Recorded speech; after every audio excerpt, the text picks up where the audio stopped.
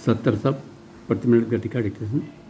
Yes, राष्ट्रपति ने 21 फरवरी को संसद के संयुक्त अधिवेशन में अपने अभिभाषण में पाकिस्तान की भारत के आंतरिक मामलों में दखलंदाजी के खिलाफ कड़े शब्दों में चेतावनी देकर सरकार की प्रतिबद्धता का संकेत दिया था। उसके तत्काल बाद ही संसद ने सर्वसम्मति से पाकिस्तान को चेतावनी दी है कि समूचा देश पाकिस्तान की इन अनुचित कार्रवाइयों को बर्दाश्त नहीं करेगा। सन 1948 में आक्रमण करके हथियाए गए जम्मू कश्मीर के बड़े भूभाग को पाकिस्तानी कब्जे से मुक्त कराएगा। संसद इस देश की सर्वोच्च जनप्रतिनिधि संस्था है और उसका संकल्प भारतीय जनता का संकल्प है। इस दृष्टि से संसद के दोनों सदनों की यह कार्रवाई ऐतिहासिक महत्व की मानी जाएगी। संसद में पारित सर्वसम्मत प्रस्ताव में दृढ़ता के साथ कहा गया है, जम्मू कश्मीर भारत का अभिन्न अंग है और रहेगा। इसको भारत से विलग करने की किसी भी कार्रवाई का दृढ़ता के साथ मुकाबला किया जाएगा। भारत में उसकी एकता के खिलाफ तथा उसकी सार्वभौमिकता के खिलाफ षड्यंत्रों का मुकाबला करने की क्षमता है। संसद का यह संकल्प पाकिस्तान को सावधान करने के लिए पर्याप्त है। इस संकल्प के पीछे प्रबल जनमत है। यदि इसमें पाकिस्तान को कोई संदेह है तो यह उसकी भ्रांति होगी और उसे उसका खामियाजा उठाना होगा।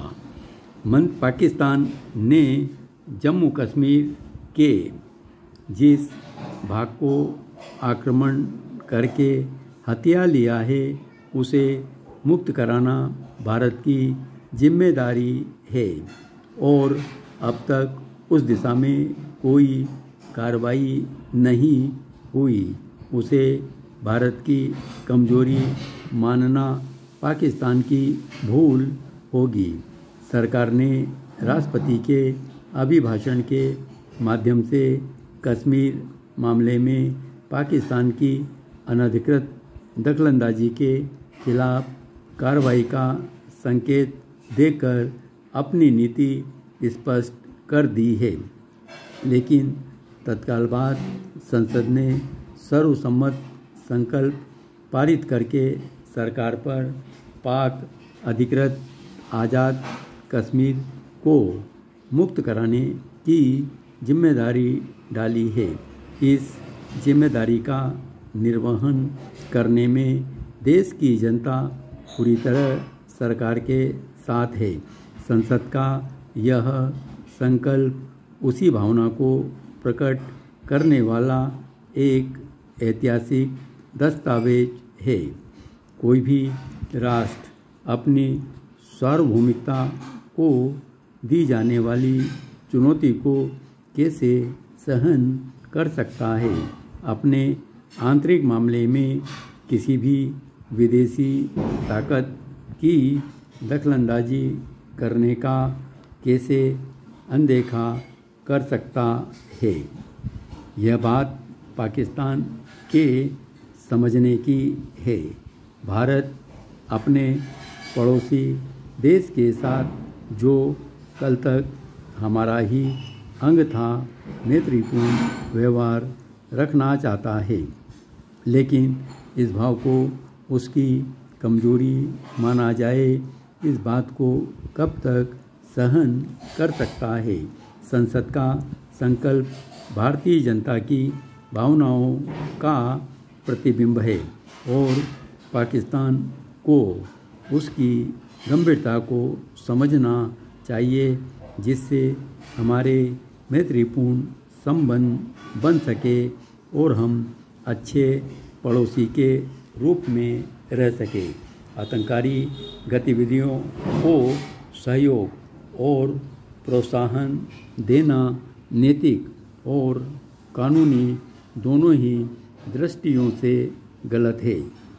आशा की जानी चाहिए कि पाकिस्तान इस संकल्प के पीछे जो जनभावना है उसे समझेगा और भारत के आंतरिक मामलों में दखलंदाजी से बाज आएगा, अन्यथा उसे उसके जो परिणाम हों उन्हें भुगतने के लिए तैयार रहना चाहिए।